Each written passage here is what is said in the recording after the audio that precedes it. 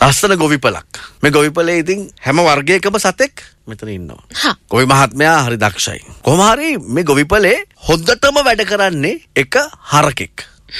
හරකා බැහැලා වැඩ කරනවා. හැමදාම වැඩ. බැලුවොත් වැඩ. හරකා පුංචි නිවාඩුවක් ගන්න හිතනවා 2 days.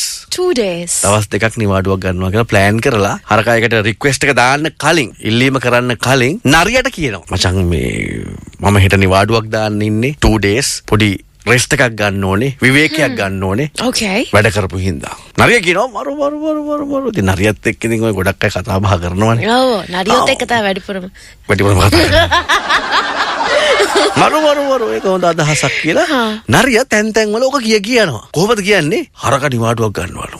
ඒක එසේ නිවාඩුවක් නෙවෙයි. ඇයි මන් නිවාඩුවක් ගන්නෙ? ඌට වැඩ වැඩිනේ බං. ඌ වැඩනේ. අර විවේකයක් ගන්න කතාව මුකුත් කියන්නේ නැහැ. ඌට වැඩනේ බං. ඌට වැඩ වැඩි ඌට අමාරුයි වැඩ කරන් යන්න. මරෝ වැඩ ගන්නවා.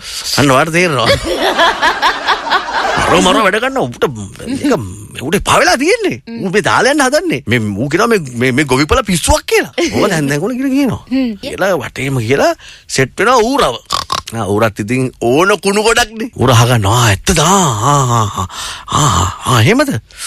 හරි කියලා ඌර කතාව අහගන්නව නරියගෙන් ඔය වගේ. වටේම කතාව යනවත් එක්ක. ඒතර මේ ගොවිපලේ ගොවි මහත්මයාගේ ළඟින්ම ඉන්නවා. එයාට මොන හරි කිව්වොත් ටක් ගාලා ගොවි මහත්මයා දැනගන්නවා. ගොවි මහත්මයාගේ ළඟින්ම ඉන්න මිනිස්සයා ඉන්නේ. ඒ මිනිස්සයා ගොඩක් වෙලාවට ඌරත් එක්ක තමයි ළඟින්නේ.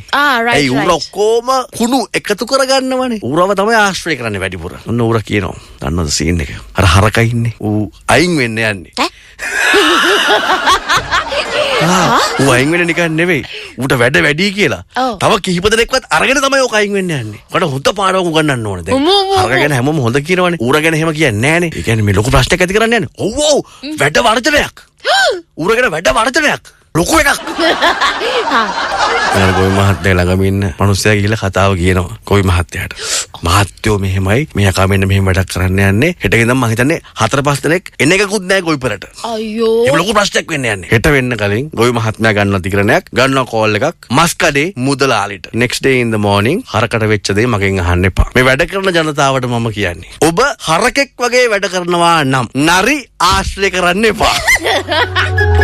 ඒ වගේම ලොක්කන්ට කියන්න තියෙන්නේ ඌරොත් එක්ක ලගින මිනිස්සු කියන දේවල් අහලා හරක් වගේ වැඩ කරන මිනිස්සු නැති කරගන්න එපා. මමයි පාතාලේ ගලා